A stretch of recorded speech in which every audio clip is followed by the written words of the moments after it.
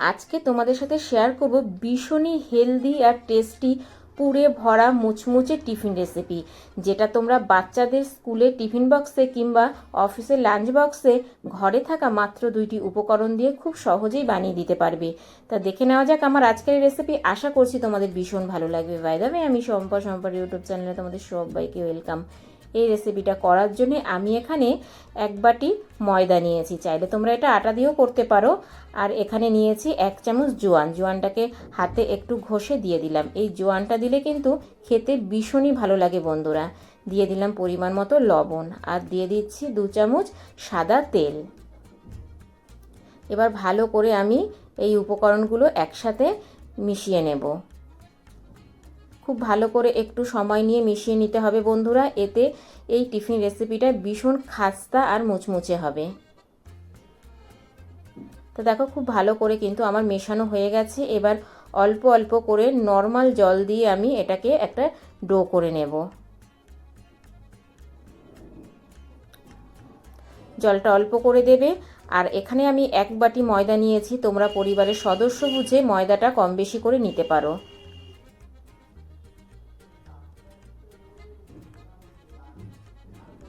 এইরকম একটা টিফিন যদি তোমরা বাচ্চাদের স্কুলে টিফিন বক্সে দাও কিংবা অফিসের লাঞ্চ বক্সে দাও, টিফিন বক্স কিন্তু কখনোই খালি আসবে না বন্ধুরা, আর এতটাই টেস্টি হয় খেতে।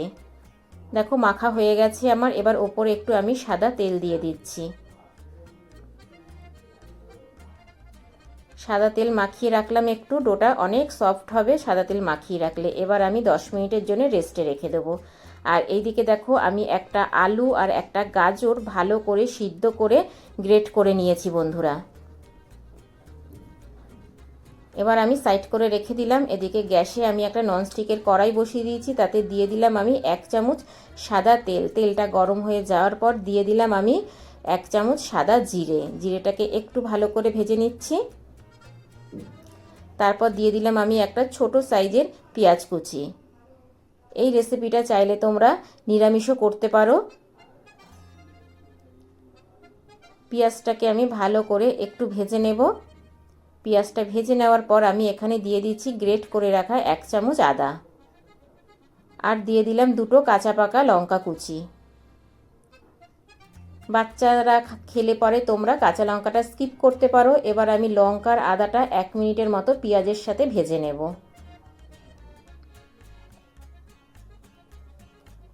ভেজে নেওয়ার পর আমি দিয়ে দিচ্ছি একটা ছোট্ট টমেটো কুচি। টমেটোটা দিয়ে আবারও ভালো করে একটু নাড়িয়ে চাড়িয়ে নিচ্ছি।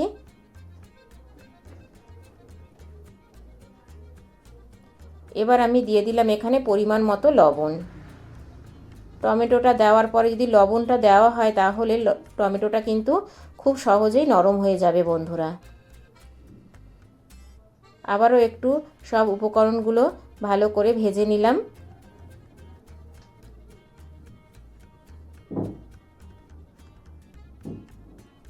এবার আমি এখানে দিয়ে দেব 1/2 চামচ হলুদ গুঁড়ো আর 1/2 চামচ লঙ্কার গুঁড়ো, আর দিয়ে দিলাম সামান্য একটু জল। এবার ভালো করে আমি মশলাটাকে একটু কষিয়ে নেব। জলটা অবশ্যই দেবে, না হলে কিন্তু মশলাটা পুড়ে যাবে। আর এই মশলাটা কষানোর সময় গ্যাসের ফ্লেমটা একদমই লো করে দেবে, তাহলে মশলাটা খুব সুন্দরভাবে কষানো যাবে। খুব ভালো করে একটু কষিয়ে নেওয়ার পরে আমি এখানে যে আলু আর গাজরটা গ্রেট করে রেখেছিলাম সেটা দিয়ে দিলাম। বাচ্চারা অনেক সময় কোনো সবজি খেতে চায় না, তবে আলুর সাথে যদি এই রকম গাজর দেওয়া যায় তাহলে কিন্তু বাচ্চারা খুব অনায়াসেই খেয়ে নেবে আর বুঝতেই পারবে না এটা কি দিয়ে করা হয়েছে। খুব ভালো করে আমি এবার মিশিয়ে নিচ্ছি।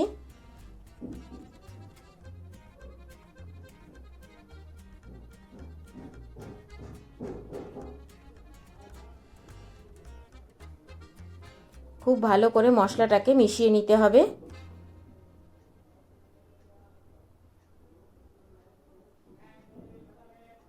এইভাবে আলুটাকে মশলার সাথে খুব ভালোভাবে মিশিয়ে নিচ্ছি।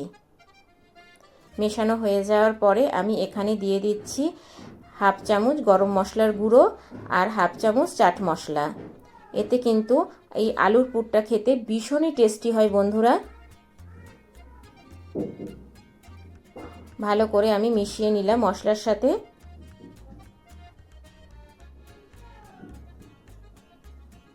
এবার আমি এখানে দিয়ে দিলাম 1 চামচের মতো কসুরি মেথি। তোমরা চাইলে এখানে ধনে পাতা কিংবা কারি পাতাও দিতে পারো, কিন্তু কসুরি মেথিটা দিলে পরে কিন্তু ভীষণই টেস্টি হয় খেতে। ভালো করে আমি মিশিয়ে নিলাম। মিশিয়ে নেওয়ার পরে এবার একটা প্লেটে তুলে নিচ্ছি। প্লেটে তুলে এটাকে একটু ঠান্ডা করতে দেব। এই দেখো তুলে নিলাম। এবার সাইড করে রেখে দিচ্ছি। এইদিকে 10 মিনিট আমার হয়ে গেছে, আর এদিকে দেখো ময়দাটা কিন্তু খুব ভালোভাবে সেট হয়ে গেছে। আবারও একটু আমি মেখে নেব। মেখে নেওয়ার পরে আমি এখান থেকে লেচি কেটে নিচ্ছি। এখানে আমার 4টে লেচি হয়েছে। এই দেখো 4টে লেচি হয়েছে আমার। এবার আমি এখান থেকে একটা লেচি নিয়ে নেব। এখান থেকে একটা লেচি নিয়ে আমি এবার রুটির আকারে বেলে নেব।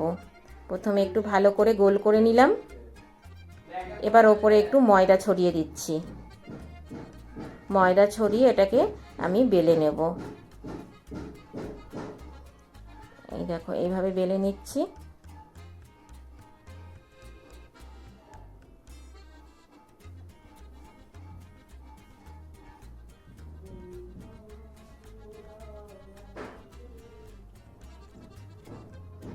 আমার কিন্তু বেলা হয়ে গেছে। এবার আমি যে আলুর পুরটা রেডি করে রেখেছিলাম সেটা এখানে দিয়ে দিচ্ছি।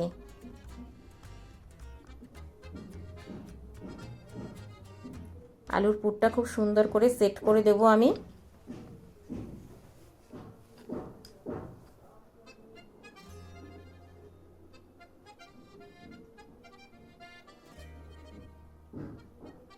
এখানে আমি 3 চামচ মতো আলুর পুর নিয়েছি।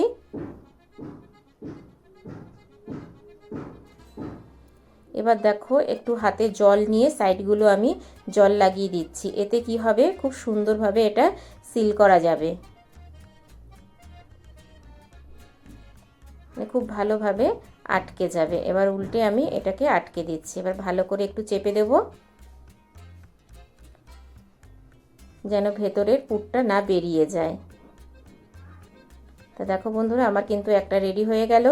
এবার আমি প্লেটে তুলে নিচ্ছি। একইভাবে আমি আরও রেডি করে নেব একটা। তা দেখো আমার একটা রুটি বেলা হয়ে গেছে। আমি এখানে আবারও আলুর পুরটা দিয়ে দিচ্ছি। এই আলুর পুরটা কিন্তু ভীষণই টেস্টি হয় খেতে বন্ধুরা। বাচ্চা বড় সবাই খেতে ভীষণ পছন্দ করবে।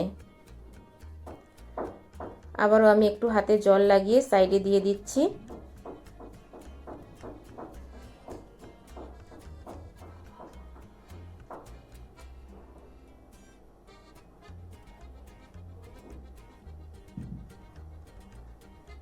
এবার দেখো আবারও আমি উল্টে দিলাম। দিয়ে ভালো করে মুখটাকে আমি আটকে নেব। একটু ভালো করে চেপে দিচ্ছি। দেখো এটাও আমার রেডি হয়ে গেছে। আমি একইভাবে কিন্তু দুটো রেডি করে নিলাম। এবার এগুলোকে ফ্রাই করে দেখাবো। তার জন্য আমি গ্যাসে একটা ফ্রাই প্যান বসিয়েছি। তাতে দিয়ে দিলাম 2 টেবিল চামচ সাদা তেল। এটা ভাজতে কিন্তু বেশি তেল লাগবে না বন্ধুরা। তেলটাকে খুব ভালো করে আমি গরম করে নিলাম। তেলটা খুব ভালোভাবে গরম করে নেওয়ার পরে একটা দিয়ে দিলাম। এটাকে একটু সাইড করে আমি আরও একটা দিয়ে দেবো। আমি দুটোই একসাথে ভেজে নিচ্ছি।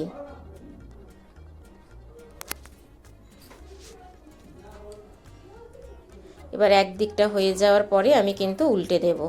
যখন এক দিকটা একটু লালচে হয়ে আসবে তখনই উল্টে দিতে হবে। এই দেখো এইভাবে উল্টে পাল্টে আমি এই টিফিন রেসিপিটা ভেজে নেব।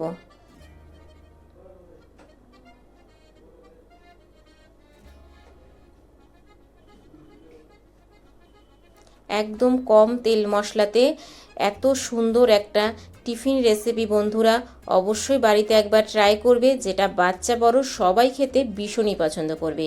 আর সব সময় এই রকম টিফিন রেসিপি বানিয়ে দেওয়ার জন্য বায়না করবে। দেখো এবার সামনে থেকে তোমাদের একটু দেখাচ্ছি কতটা লোভনীয় লাগছে দেখতে। আর এই টিফিন রেসিপিটা কিন্তু অনেকটাই লোভনীয় হয়েছে। আর দেখো কতটা ফুলে গেছে। এবার আমি তেল ছেঁকে একটা প্লেটে তুলে নিচ্ছি। এই দেখো বন্ধুরা,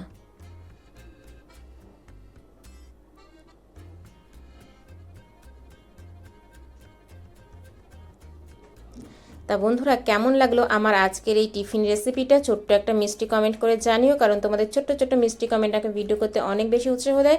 বাই বাই, এতক্ষণ দেখছিলে শম্পার ইউটিউব চ্যানেল। আবার দেখা হচ্ছে তোমাদের সাথে নেক্সট কোনো নতুন রেসিপিতে। ততক্ষণের জন্য টাটা বাই বাই, সবাই ভালো থেকো, সুস্থ থেকো।